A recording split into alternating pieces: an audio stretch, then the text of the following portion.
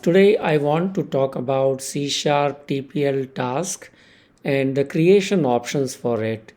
So to be able to illustrate that, I have set up a small code snippet here. So basically what you can do is you can say in C Sharp, you can create a task like this. You can say task.factory and you can start that task at the same time.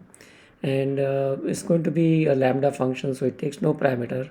For our illustration, the code in the method is just saying parent task executing, and then it will say task.factory start new, and inside it is starting a child task called do work 2. Okay, so we have started a parent task, then we have started a child task inside this parent task, and inside the do work method is pretty straightforward. We're just saying child started whatever the id is passed, and then we will just do a spin wait for some cycles, and then we say child completed, and then we return a 1. Okay, and in the parent we just say parent wait, and then we say parent has completed. So if I run this program, let me clear the screen here. What you see is it just says parent task executing, which is what we expected to happen here. And then once it comes out, parent is waiting and it finishes. And then it says parent has completed. But unfortunately for us, it's not really printing anything about the child or child task and whatnot. So the reason it's happening is because the child task is actually not attached to the parent, and that's why it's not really waiting for it to complete. You have to explicitly wait for the child task. But for some let's say the options you didn't want to do this, so you can say child.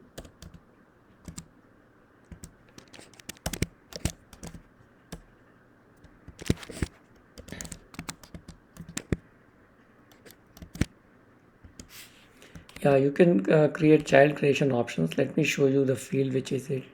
It's called task creation options. Okay.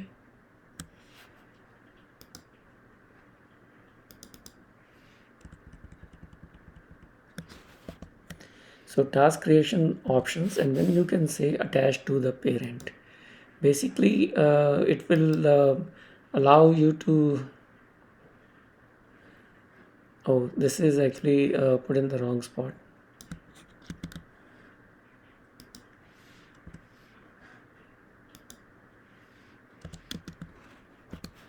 Okay.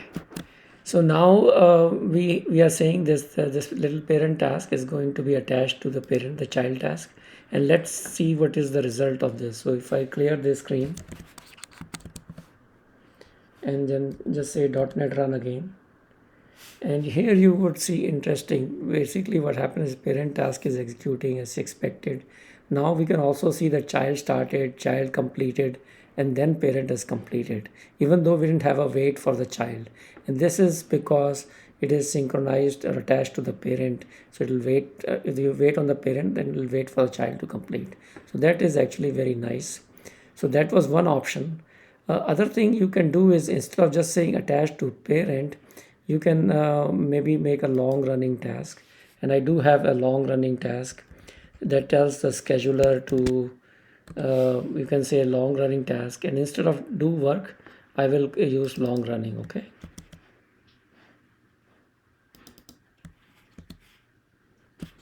And if I do that, you would see that it does what we expected.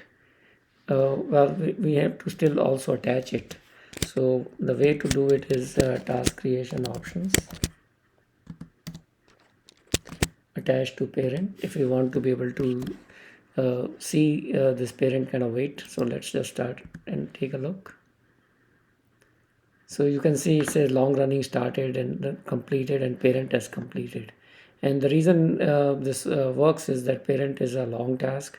So basically the scheduler might oversubscribe a task, oversubscribe the task so that it will have enough threads to run it. So these are some of the common options you can use. Default is obviously none, long running, and attached to parent. One other thing I can kind of show you at this point is let's say we just copy this,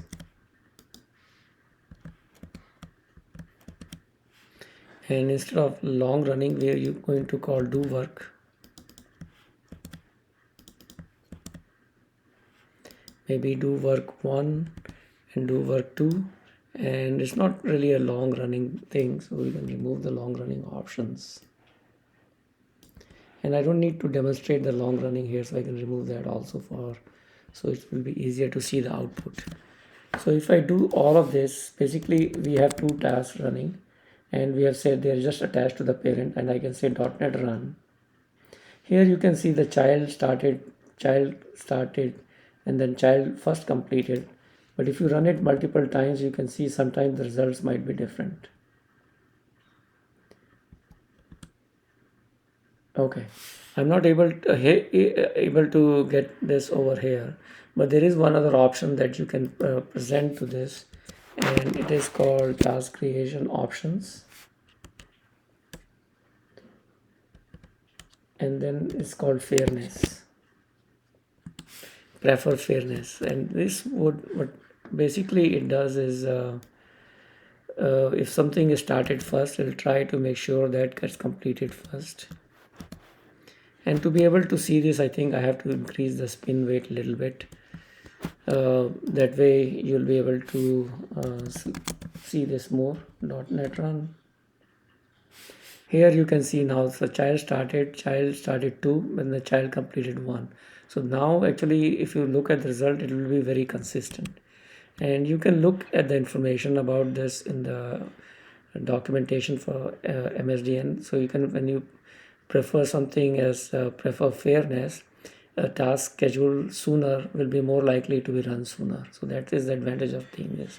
So basically I've covered these three things: prefer fairness, long running, and attached to parent. And these two are much more niche cases, so I will not go over this.